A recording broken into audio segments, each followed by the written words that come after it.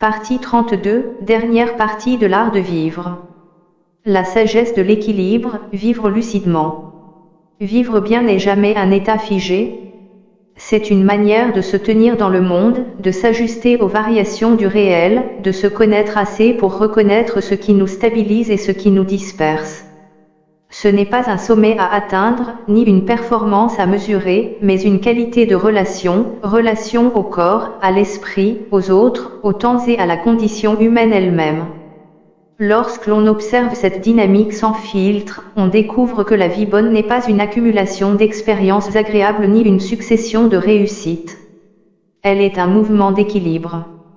Un mouvement discret, souvent invisible, mais déterminant pour la clarté intérieure. Cet équilibre n'est pas donné d'avance. Il s'apprend, il se construit, il se réajuste. Il exige une forme de présence à soi, non pas sous la forme d'une introspection permanente, mais d'une attention stable. Une attention qui perçoit les besoins du corps, les tensions du mental, les inflexions du rythme quotidien, les signaux relationnels, les limites psychiques. Rien dans cet équilibre n'est spectaculaire. La sagesse pratique commence par une simplicité, être capable de percevoir ce qui se passe réellement en soi. Le corps est le premier terrain de cet apprentissage. Bien avant que l'esprit ne mette des mots, le corps exprime ce qui est en déséquilibre ou ce qui revient vers l'harmonie. Les neurosciences et la psychologie de la santé ont montré que le sommeil régulier, l'alimentation équilibrée, l'activité physique douce et l'exposition à la lumière naturelle influencent directement la régulation émotionnelle, la concentration et la capacité à prendre des décisions cohérentes. Ces variables, souvent considérées comme évidentes, sont en réalité les piliers d'un système intérieur stable. Ce qui apparaît comme du bon sens a pourtant une profondeur biologique. Le sommeil, par exemple, restructure la mémoire émotionnelle, rééquilibre les circuits de la vigilance et de la récompense, et permet au cortex préfrontal, centre de la planification et du discernement, de retrouver son efficacité. L'absence de sommeil suffisant n'affecte pas seulement l'énergie physique, elle déforme la perception, amplifie les réactions émotionnelles et réduit la capacité à relativiser. Le sommeil est ainsi moins un repos qu'une régulation fondamentale. Ce n'est pas un luxe mais une nécessité de stabilité. L'alimentation joue également un rôle qui dépasse l'aspect nutritionnel. Les études sur le microbiote montrent qu'un bon équilibre alimentaire influence les neurotransmetteurs liés à l'humeur. Ce lien entre le système digestif et le système nerveux, longtemps méconnu, révèle que la sagesse pratique n'est jamais séparée du corps. Le corps ne demande pas la perfection, il demande la régularité. De petites habitudes cohérentes valent davantage qu'un idéal trop exigeant qui ne dure jamais. Le mouvement, de son côté, agit comme une synthèse. L'activité physique modérée stabilise l'humeur, augmente les capacités d'adaptation au stress, améliore la mémoire et favorise un sommeil de meilleure qualité. Les mouvements simples, marches, étirements, gestes quotidiens non précipités, ont un effet mesurable sur le système nerveux parasympathique, celui qui apaise, qui stabilise, qui régénère. Le mouvement n'est pas seulement un exercice, il est une manière de redonner au corps son rôle de régulateur. Dans cette perspective, le corps n'est pas un outil à optimiser. Il est le socle de la lucidité. Un esprit clair s'enracine dans un corps qui trouve ses repères. Un esprit dispersé signale souvent un corps négligé, désynchronisé. C'est pourquoi la sagesse commence par des gestes à la fois simples et structurants. Non pour atteindre un idéal de santé, mais pour permettre au mental de se poser sur une base solide. La sagesse pratique est d'abord physiologique. Lorsque cette base est suffisamment stable, la cohérence intérieure peut émerger. Cette cohérence est l'un des axes centraux du bien-être psychologique. Elle se construit lorsque la pensée, la parole et l'action tendent vers une forme d'accord. Cette direction n'est jamais parfaite, mais elle peut être suffisamment claire pour réduire la tension interne. La dissonance entre ce que l'on pense devoir faire et ce que l'on fait réellement crée une agitation mentale. À l'inverse, l'alignement entre valeurs et comportements apaise. Cet alignement n'exige pas une pureté morale ou une exactitude permanente. Il demande plutôt une capacité d'observation honnête. Observer quand on agit contre ses principes, comprendre pourquoi, ajuster sans culpabilité excessive, accepter de corriger le geste ou de modifier l'intention. La cohérence n'est pas un état fixe, elle est un dialogue permanent. Les recherches psychologiques montrent que l'impression de mener une vie cohérente compte davantage pour le bien-être que la somme des plaisirs ou que la fréquence des émotions positives. L'être humain a besoin de sentir que sa vie suit une ligne intérieure, même souple, même imparfaite. Cette cohérence s'étend naturellement vers la relation. Les relations humaines constituent le premier système immunitaire émotionnel. Le lien social agit comme une protection contre la solitude, l'angoisse, la rumination. Les études de longévité menées dans des contextes culturels très différents montrent une constante, les personnes entourées de relations bienveillantes vivent plus longtemps, mais surtout vivent plus stablement. Ce n'est pas la quantité de liens qui compte, mais leur qualité. La régulation émotionnelle est profondément relationnelle. La présence d'un visage familier, d'une voix calme, d'un geste de soutien modifie l'activité cérébrale, diminue l'hypervigilance et renforce le sentiment de sécurité intérieure. Les sociétés qui accordent une valeur centrale à la confiance, confiance dans les institutions, dans la communauté, dans les proches, présentent des niveaux plus élevés de bien-être et de résilience. La relation n'est pas seulement un besoin social, elle est une architecture biologique. Mais la relation exige un équilibre subtil, être avec l'autre sans se perdre, accueillir sans s'effacer, s'exprimer sans dominer. Cet équilibre se construit, là encore, dans une attention fine. Être présent à l'autre ne signifie pas fusionner. C'est reconnaître sa place sans renier la sienne. Cette forme de présence stabilise autant qu'elle nourrit. Elle évite que la solitude ne devienne isolement et que la proximité ne devienne dépendance. L'art de vivre est ici un art de nuance. Ce même art s'exprime dans le domaine intellectuel. Un esprit souple est un esprit qui peut accueillir, comprendre, s'adapter. La rigidité mentale enferme, fragilise, réduit la capacité à affronter les imprévus. Les recherches en psychologie cognitive montrent que la souplesse intellectuelle augmente la résilience, car elle permet de transformer un obstacle en problème solvable plutôt qu'en menace insurmontable. Penser n'est pas un retrait du monde, mais un moyen de mieux l'habiter. La curiosité joue un rôle essentiel dans cette souplesse. Elle permet d'explorer sans peur, de remettre en question sans s'effondrer, de réviser ses croyances sans perdre son identité. La pensée critique, souvent mal comprise comme une attitude sceptique ou froide, est en réalité une forme de soin. Elle protège contre les illusions qui égarent, contre les idéaux trop rigides, contre les raisonnements qui enferment. Elle permet de distinguer ce qui dépend de soi de ce qui n'en dépend pas, distinction qui, depuis les stoïciens jusqu'aux recherches contemporaines sur la résilience, apparaît comme l'un des leviers les plus puissants de la stabilité intérieure. Dans ce mouvement, le rapport au temps occupe une place déterminante. La manière dont on habite le temps influence directement la perception de la vie. Beaucoup vivent dans l'accélération, non par choix mais par inertie. L'accélération crée une impression d'urgence constante, détourne l'attention, fragmente l'expérience. Dans cet état, le temps n'est plus un espace où se développer mais un couloir où l'on court. La vie se réduit à une succession de tâches et de réactions. Les études sur la perception du temps montrent que l'expérience subjective s'allonge lorsque l'attention est stable. La présence étire la sensation du vivant. La lenteur choisie n'est pas une passivité, elle est une forme d'habitation. Elle permet de ressentir la densité des instants, de reconnaître les nuances, d'accueillir les émotions sans qu'elles débordent. La régularité, la mesure, le rythme ajusté rendent la vie plus intelligible. Le bonheur n'est pas dans l'étirement de la durée, mais dans la profondeur de l'attention. Cette profondeur éclaire aussi le rapport à la responsabilité. Vivre bien implique de reconnaître que chaque geste, même discret, a un effet. L'individu n'existe pas isolé du monde. Il influence son environnement autant qu'il en dépend. Les recherches sur le sens de la vie montrent que le sentiment de contribution, agir pour quelque chose qui dépasse sa seule personne, est un facteur majeur de bien-être durable. Contribuer ne signifie pas accomplir des actions héroïques.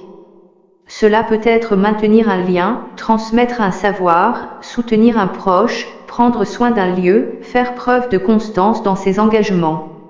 Dans cette dynamique, la responsabilité n'est pas une charge. Elle est une manière d'inscrire sa vie dans le tissu du monde.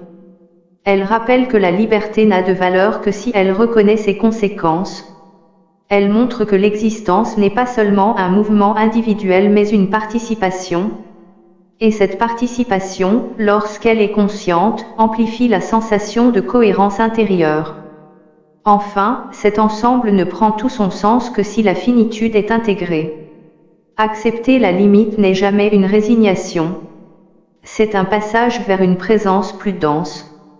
Savoir que la vie s'achève ne la rend pas tragique, cela la rend précieuse. La finitude transforme la recherche du bonheur en gratitude.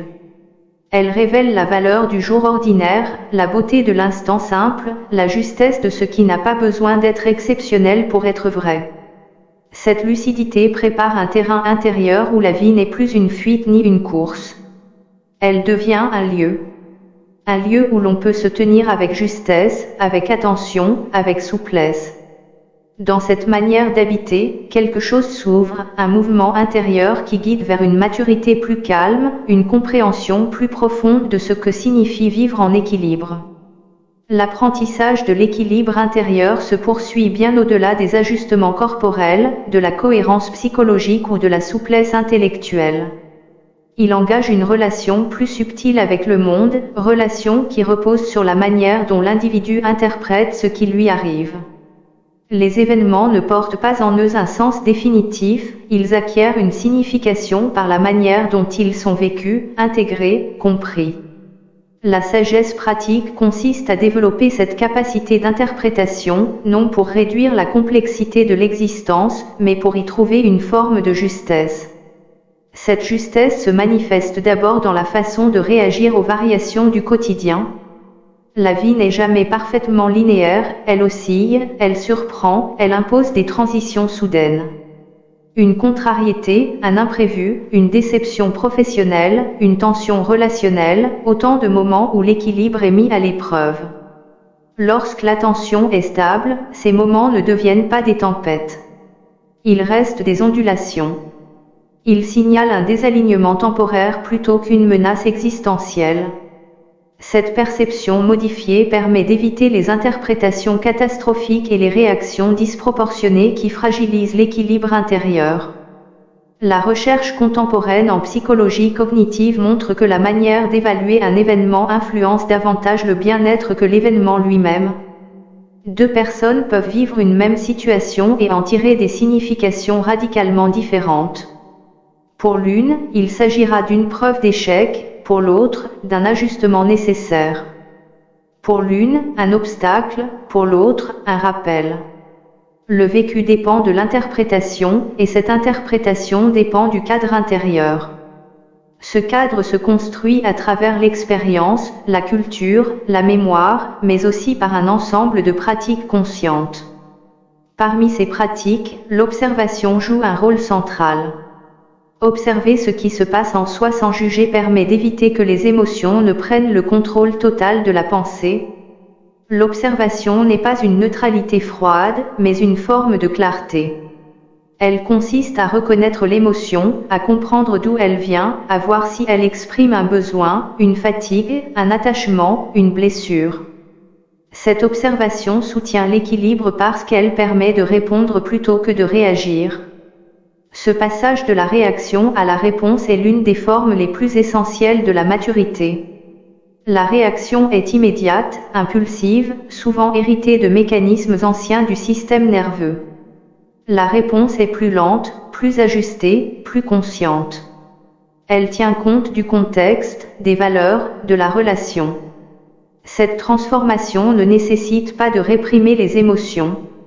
Elle demande de les comprendre. Les neurosciences affectives montrent que nommer une émotion diminue son intensité et augmente la capacité de régulation. Le simple fait d'identifier ce qui se passe dans le corps et l'esprit contribue à rétablir l'équilibre. Dans ce travail d'observation, la relation au temps joue un rôle déterminant. Lorsque l'esprit se projette trop loin ou s'enferme dans le passé, le présent perd sa densité. La vie devient alors une alternance de rumination et d'anticipation. L'équilibre se trouve dans la capacité à revenir au moment présent, non comme une technique ou une discipline rigide, mais comme une orientation naturelle. Le présent n'est pas un refuge, il est le lieu où l'ajustement devient possible. Dans le présent, les besoins sont discernables, les émotions identifiables, les choix modulables. Le présent est le seul espace où la vie peut être ajustée. Cette attention au présent n'est pas incompatible avec la projection ou la mémoire. Au contraire, elle permet de mettre en perspective le passé et l'avenir sans s'y perdre. Le passé fournit des repères, l'avenir donne une direction. Mais la qualité de vie dépend de la manière dont ces deux dimensions se relient au présent. L'équilibre consiste à ne pas faire du passé un poids ni de l'avenir une fuite. Il consiste à laisser circuler le temps sans le figer. À l'échelle relationnelle, cette circulation du temps se traduit par une manière particulière d'être avec les autres. Les relations ne restent jamais identiques, elles évoluent, se transforment, s'approfondissent ou s'éloignent. L'équilibre relationnel implique de reconnaître ces mouvements sans les dramatiser.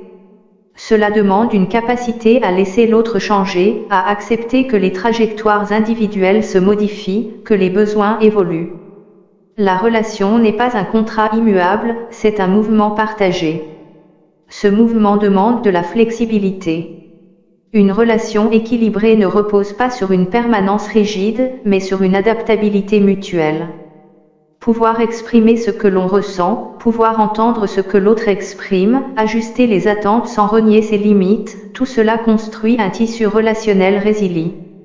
La bienveillance n'est pas une douceur naïve, c'est une force. Elle permet de désamorcer les tensions avant qu'elles ne deviennent des fractures. Elle permet surtout de maintenir le lien lorsque les circonstances changent. Dans cette perspective, l'équilibre relationnel n'est pas seulement un facteur de bien-être individuel, il est aussi un déterminant majeur de la santé collective.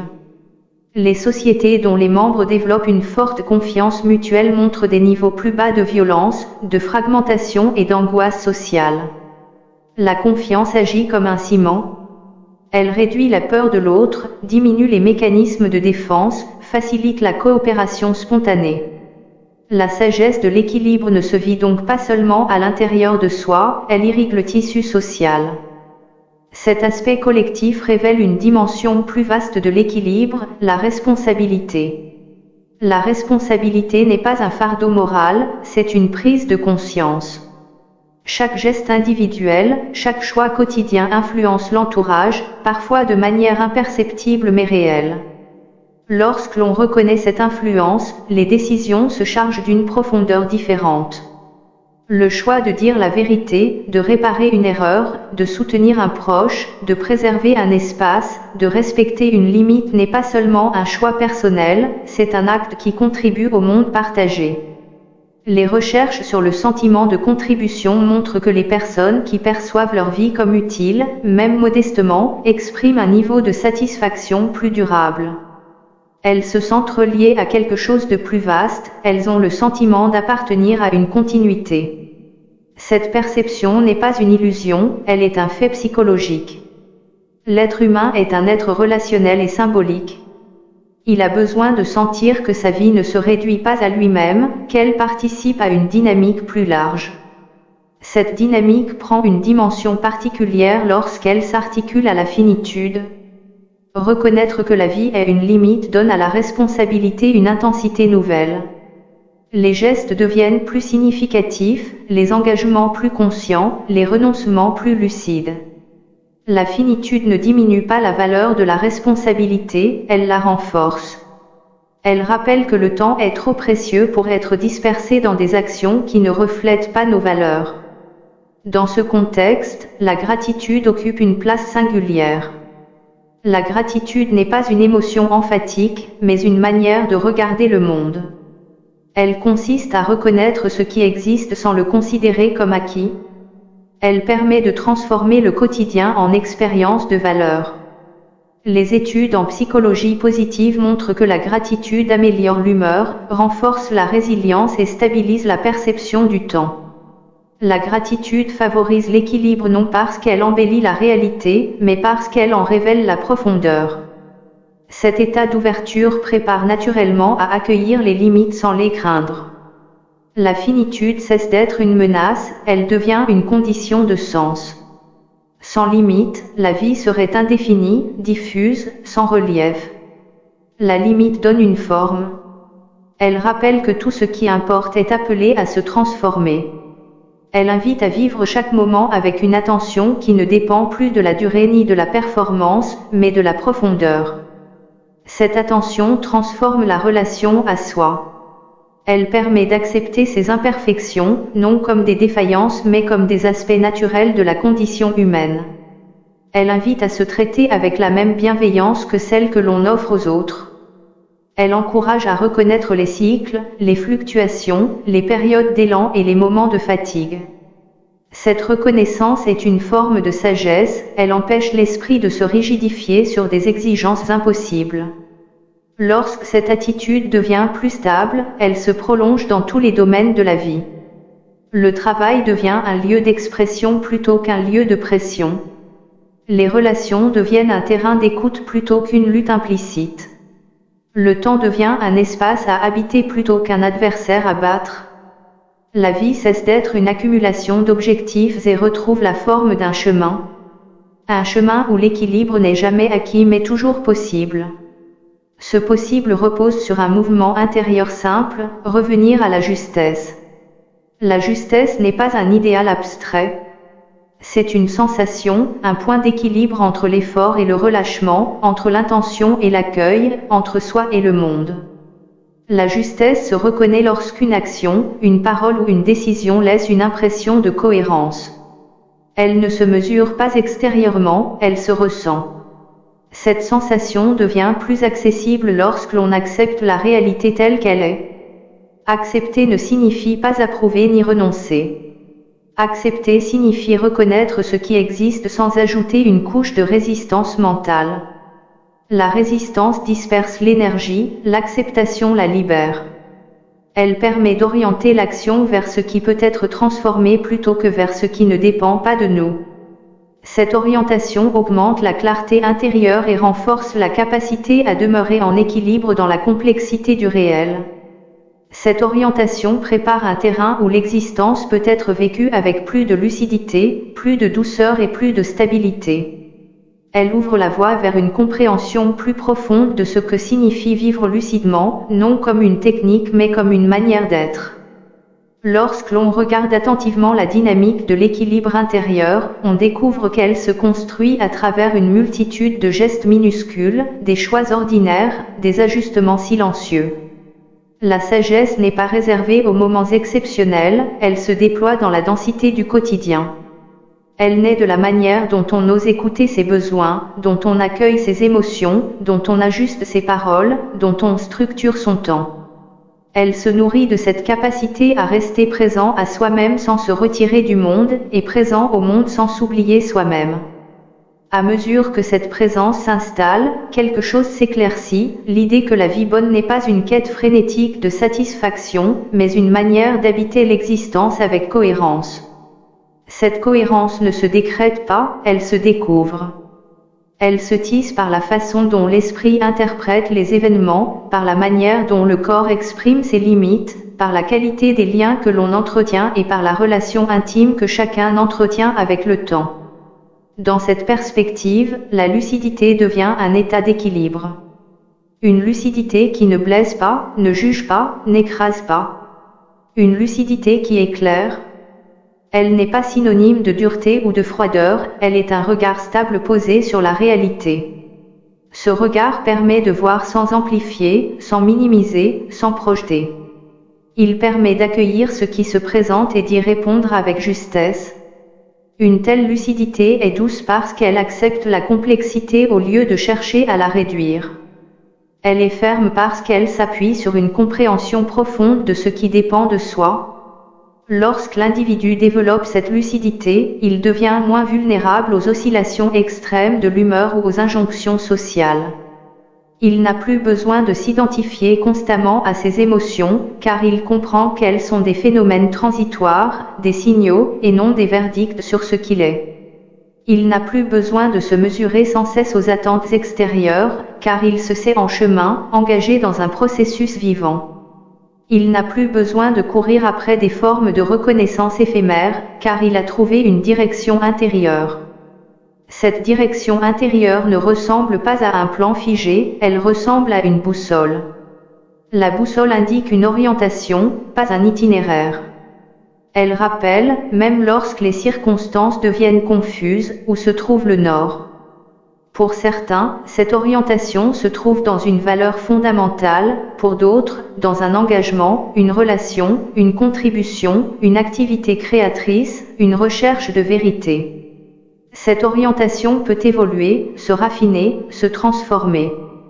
Ce n'est pas un ancrage rigide mais un point de cohérence. Cette cohérence intérieure n'isole pas. Au contraire, elle ouvre à une relation plus stable avec les autres. Lorsqu'une personne trouve une forme d'accord en elle-même, elle devient plus fiable, plus prévisible, plus paisible. Elle réagit moins par impulsion, elle écoute davantage, elle est moins facilement déstabilisée par les comportements d'autrui.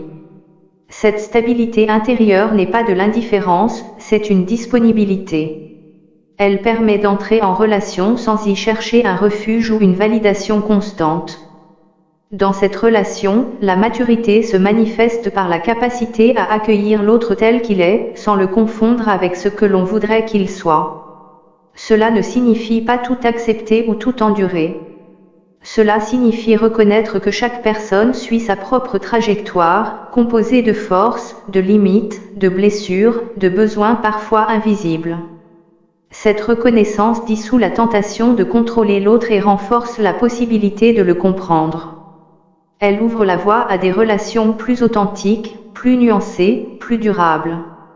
L'équilibre relationnel s'enrichit d'une autre qualité essentielle, la réciprocité. La réciprocité n'est pas une équation où chacun donne exactement la même chose, c'est un mouvement harmonieux où chacun peut donner selon ce qu'il a, recevoir selon ce qu'il est, et reconnaître la valeur du lien sans se perdre en lui.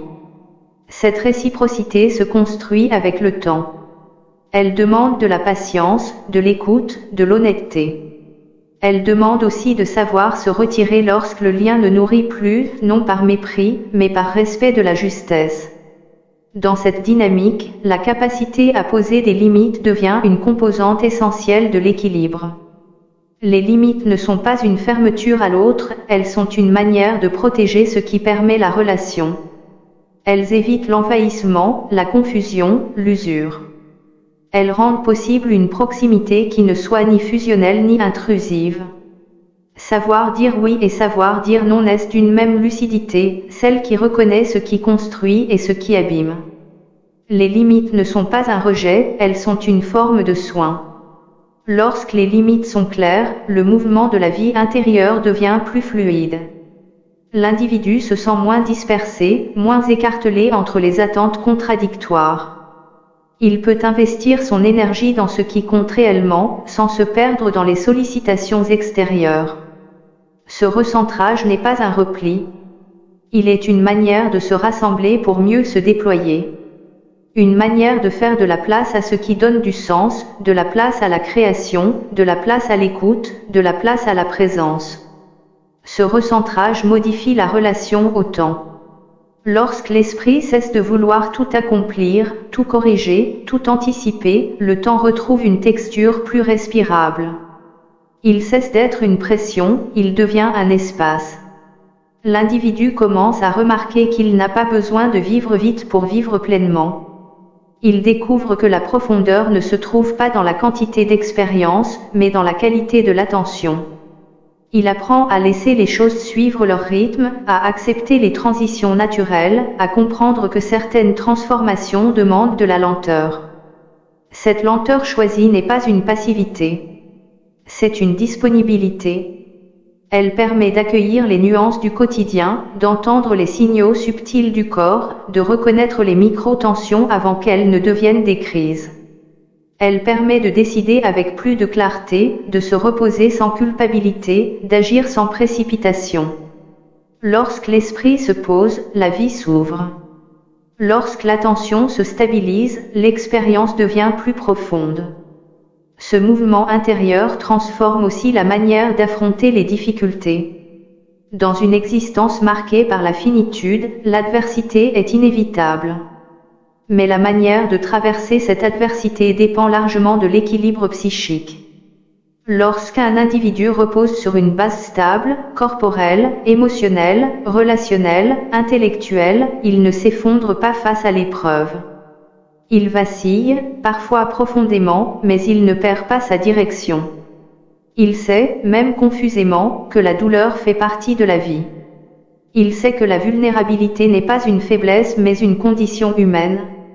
Il sait que la souffrance n'est pas une punition mais un passage. Cette compréhension ne supprime pas la douleur, elle lui évite de devenir désespérance. Elle permet de chercher de l'aide, de s'appuyer sur les autres, de réinterpréter les événements. Elle rend possible une transformation intérieure. Beaucoup découvrent dans ces moments que l'équilibre n'est jamais une absence de fragilité, mais une manière de traverser la fragilité sans se perdre. Une manière de rester vivant au cœur même des secousses. Lorsque cette traversée se fait avec lucidité et patience, elle laisse souvent émerger une forme nouvelle de maturité. Une maturité qui consiste à reconnaître que la vie ne se laisse pas maîtriser entièrement, mais qu'elle peut être habitée avec justesse. Une maturité qui comprend que le bonheur n'est jamais une possession mais un rapport, jamais un résultat mais un mouvement. Une maturité qui voit que tout ce qui compte est à la fois fragile et précieux, et que c'est précisément cette fragilité qui en révèle la valeur. Cette vision ouvre la voie à une forme de gratitude profonde. Non pas la gratitude de ce qui est parfait ou exceptionnel, mais la gratitude de ce qui tient, de ce qui existe, de ce qui soutient. La gratitude pour les liens, pour les gestes simples, pour les instants de clarté, pour les corps qui se relèvent, pour les paroles qui apaisent, pour les présences qui réconfortent. Cette gratitude n'est pas un devoir moral, elle est une conséquence naturelle de la lucidité. Elle naît lorsque l'on voit les choses telles qu'elles sont, sans les réduire ni les magnifier. Dans cette lucidité, la quête du bonheur prend une signification nouvelle. Elle cesse d'être une poursuite. Elle devient une disposition intérieure. L'individu ne cherche plus un état idéal, il cherche une justesse. Il comprend que la vie bonne n'est pas à trouver dans un avenir lointain, mais à cultiver dans chaque journée. Elle se compose de gestes modestes, de choix réfléchis, d'attention sincère. Elle se compose de l'accord entre ce que l'on vit et ce que l'on juge important. Cet accord n'est jamais définitif. Il demande d'être réévalué, revisité, réinventé. Il demande de l'humilité, de la patience, de la douceur. Il demande de savoir se tromper sans se condamner, de savoir recommencer sans se décourager. Il demande de comprendre que l'équilibre n'est pas un point fixe mais une oscillation maîtrisée, une oscillation vivante, humaine, imparfaite. Lorsque cette compréhension s'approfondit, la sagesse cesse d'être un idéal lointain, elle devient accessible. Elle se dépose dans les gestes ordinaires, dans la manière de marcher, de parler, de travailler, de se reposer. Elle se dépose dans la façon dont on reçoit les événements, dont on accompagne les autres, dont on laisse le temps faire son œuvre. Elle se dépose dans le simple fait de vivre avec attention. Vivre lucidement, dans cette perspective, n'est pas s'extraire du monde pour chercher un état supérieur. C'est au contraire s'y enraciner pleinement. C'est reconnaître les limites sans se résigner. C'est comprendre les besoins sans se rigidifier. C'est entretenir les liens sans se perdre. C'est ajuster ses choix sans se disperser. C'est apprendre à se situer dans un monde changeant, à se tenir dans le flux sans s'y noyer. Et lorsque cette manière d'être s'installe, même de façon intermittente, la vie laisse apparaître une forme de paix. Non une paix idéale, parfaite, intangible. Une paix humaine, mouvante, respirante.